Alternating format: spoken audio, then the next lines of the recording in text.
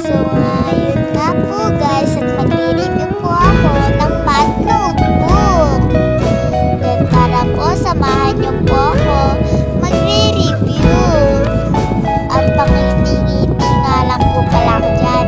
At nag-review na nga po pala ako. Then, as ito po ginawa, nag-review ng nag-review. Kasi nga may test bukas. So ngayon guys, magpasensyahan nyo na po yung boses ko. Kasi masakit po yung lalamunan ko. Maganda nga lang po pala ako dyan, pero di naman talaga maganda. So ayun na guys. Yan, patapos na po pala ako dun mag-review. Paganda pa rin ako ng